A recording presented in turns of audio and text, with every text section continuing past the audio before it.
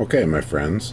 Well, 2 videos in a day is pretty much an absolute record for me, but let's see what we can do. Of course, this is Maerlande. We're going to go back to this game with Rlyeh, Rlyeh. Take your pick. I don't know. Fiddle, fiddle, fiddle. So, what we're sitting here is I like the new indications of your Dominion, the yellow border, and that's pretty nifty. So we've actually got Dominion here sitting a single candle in deep sea. You can see the one candle. And yes, big fungus creeps. And we've got a reasonable starting army. So the standard for me, let's hit the T key, organize our army. We're not going to do anything this first turn. I'm always a little skeptical of trying to advance without some scouting information. But I do like to set a standard hold ×5 and stay behind troops.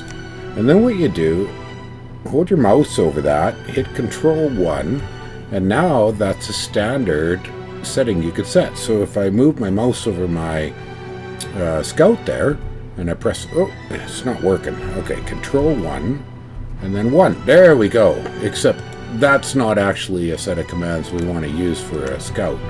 We want the scout will clear all these orders. Where the heck did that clear orders? Oh, has it disappeared? There used to be a clear all orders. Well, we'll have to do them individually and put him to retreat. He's a scout.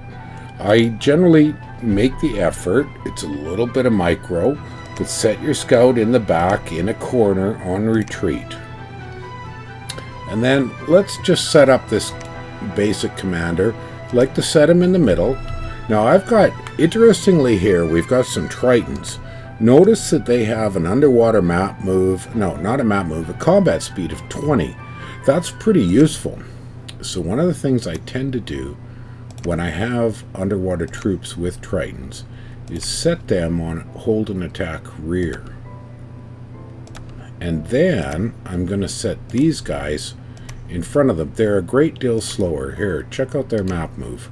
Their combat speed is 9, so we can actually set them quite a bit farther forward.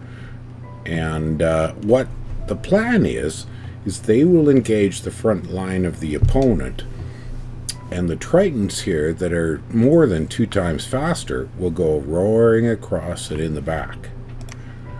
But we're not going to have that happen this first turn.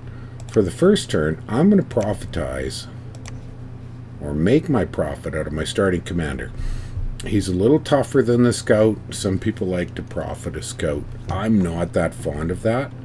But what he's going to do is, as profit, it gives him some firepower. He's going to have his smite smell. Of course, now with Dominions 5, the holy spells have all changed in a significant way, which can be very interesting. Another thing you might want to do, and I like to do this, is using the control button, set a power move, he's on retreat, and then we can do an aggressive scout of a next door neighbor. We also want to build some troops. So we've got 400 gold. Now how much are we making a turn? It's not really clear. 408. But grabbing a Polypal grandmother right off the bat, if you notice here, now let's see if we can find it. Things have changed in the little icons. Dominion Monster Summoner. That means that she, every turn, will summon a little bit of Polypal spawn. They're underwater only, they're nothing too wonderful, but they're chaff, and chaff is always useful. So I'm going to grab one. Not only that, she's a holy 3, so that will help spread my Dominion, and a bit of a researcher. Now, she's aquatic, and I believe, if I look here, combat speed 2, map move 0. So she's completely immobile. Grandmother's just going to sit there and research, but provide me some slow growing power. I'm not going to worry about Magi at the moment. Now we got to look down here at resources. We've got 86 resources, 306 recruitment points. That's a good chunk of recruitment points. But we're going to want to go on land as soon as possible. Given that I went a scales build, I'm going to focus on recruiting the fairly high resources slave guardians. I'm not going to go for the underwater ones because I can pick up underwater tritons in almost any independent location. What I can't get is my decent trident armed slave guardians, and these tridents are pretty solid. The trident has a good bit of damage, reasonable attack. Overall, they're not bad, and they can actually take land nations against archers if you got a chance. Not going to fiddle around with the gold I have available with any of my fancy troops. Just going to go bare bones, and we'll start from there. Of course, as we talked about in the first video, I don't have a bless worth a hoot, so why bother with blessed troops? And Rlyeh has crap for blessed troops. You've got the Gibadai, but yeah, big whoopee. Mind Blast is great, but if you want Mind Blasters, you can get more Mind Blasters for 10 gold less by going the non-sacreds. Where some bless may be helpful is with your Magi, but the majority of the Magi for the poor buggers in early age Rlyeh are aquatic only. Your Mind Lords and your Abadai and so on, they're all aquatic only, so that becomes a significant challenge. I'm going to start here with the real basics, and then I'm going to hit enter. Nothing much is going to happen. Oh, somebody's fighting. Well, let them have at it. Silly bastards. Give me a chance to have a sip. So there's a battle in Small Sea. So the beauty of this is there's almost no risk to the scout. Although, I should mention, in Dominions 5, for those who played 3 and 4, you can lose troops during a retreat. They don't always succeed. I have noticed, though, that scouts in the very far back almost always successfully retreat. So what we're sitting are some Triton Knights, some Triton Troopers. These are the armored Triton Troopers with the poison barbs, so they're pretty dangerous. It's going to take a good bit of whumpum to take them out. I'm not going to fiddle with them with my base army. But what have I got? So I got Triton Troopers here, Triton Troopers here. Oh, huge amounts of Triton Shark Knights. But this looks like a pretty easy target here in the Grandfather 139. A few Sea Trolls. Well, Sea Trolls tend to have no hope whatsoever. Now, as far as actions for my dudes, I'm gonna put my grandmother on research. And let's be good about things. I tend to forget this, but let's set research. Research, for the folks who come from Dominions 3 and 4, has changed in radical ways as far as how you set it up. You no longer split your points. You don't fiddle and fart with the sliders. So this is an astral nation. Astral nations, in my opinion, you always want to shoot for body Etheria.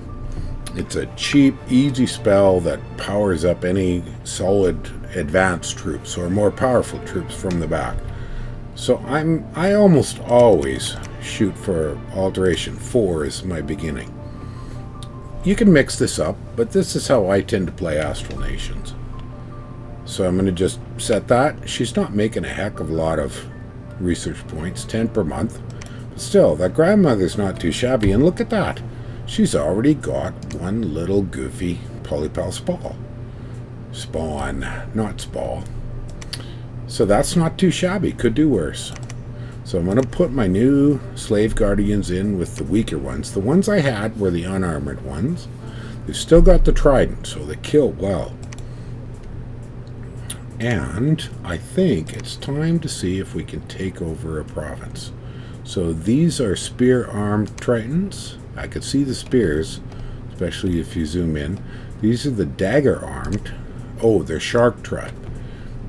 Now, Shark Tribe can be nasty because they got double daggers, so I'm going to skip them. I'm going to go at this bunch, and I'm going to... Now, the Y key is a helpful thing. If you're sitting on a province with your troops moving to it, Y opens up all the troops moving to that province and lets you set commands. So my commander is now a prophet. So we don't want to stay behind troops and hold and all that kind of stuff. We want to cast some spells. Ooh, Watery Death. Now that's a new one. I've not seen that one before. Well, I'm not going to bother telling him what to cast. I'm just going to tell him to cast.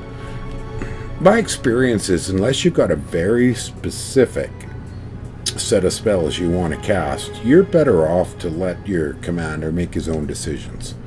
If you've got buffs, especially gem-based buffs, then you want to be more specific. But let's go with this. Okay, are we set up? Have we done everything we need to do? The N key is very handy at this point in time. I'm tapping my N key, and it tells me there's no commanders out there that don't have jobs. So we'll hit end turn, and we'll see how we do. Looks like some decent battles going on. Of course, playing the AI isn't much of a, especially at the normal level, isn't much of a competition. It does get hard. I'm not actually very good at playing at the harder AI levels. Okay, there we go. Battle in the Grandfather. So we had some losses. We lost a few of the slave troopers, a few of the slave guardians. Ah, there was a hydromancer in there. So let's watch this battle. For those of us who've come from the Dominions 3, Dominions 4 routine, these new real-time battles are a little on the weird side. I like them, but they're not so straightforward. Well, it looks like I've done a fairly good job here. Okay, there comes the Tritons around the back. We'll see if they get to where we need them to go. We're hoping that they'll swoop around and go for the commander. You don't always know. Sometimes attack rear works exceptionally well, sometimes not so well. But looks like, oh yes, they're absolutely going for the commander. So that's a very good thing. And in the front, my good old slave troopers with those darn tridents are doing their job. And that's it. They're running away. I killed all the commanders. So there you go. I'm not going to watch the rest of it. I'll leave that up to you. If you want, I normally post, well, I have in the past posted all of my save turns into a folder online. Although in this case, I didn't organize that beforehand, so chances are it's not going to happen. So let's make some decisions here on what we're going to build. You know what, I just realized I hit that turn, I did everything else I should have, and I didn't build any dudes. Well, we have a choice of mine lords. They're awfully expensive. Recruitment points are 4. How many recruitment points do I have in this one? I'm sitting on our commander points. Yeah, pretty darn slow. I think I'm just going to make an Abadai. I'm going to make a good whack more of these dudes. And now that I've got some free cash, I'm going to make some Gibeles. They're expensive, but they're really low resources. And they will... Oh, son of a gun. Recruitment points got the best of me. I'm always messing up with these recruitment points. But that's not too shabby. When you're fighting... Oh, the other thing to consider, these guys need magic leadership. So I have got an Abadai. He's going to have to go to work. Now I got a tough decision. No real easy options. I'm going to play conservative and head back home. I'm going to hit the D key and add 1 province defense. Nothing too much. We can talk about province defense later. The time comes for it when it comes. So, have I got anybody sitting around not doing anything? Where'd my darn scout go? Oh, I guess he died. Well, that's a bummer. So I've used up all my commander points. Pretty much used up all my recruitment points. Got a few resources left. We'll grab one of these dudes. No, that doesn't do diddly. Not even gonna bother. Okay. We'll grab a few Lobos. Lobos never hurt. They're kind of lame. But they never hurt. Alright. I'm going to call this video done. I know we've only done a couple of turns, but I prefer at this point in time coming back into videos after such a long break. Let's just make it short and sweet and focused. All right, take care, my friends.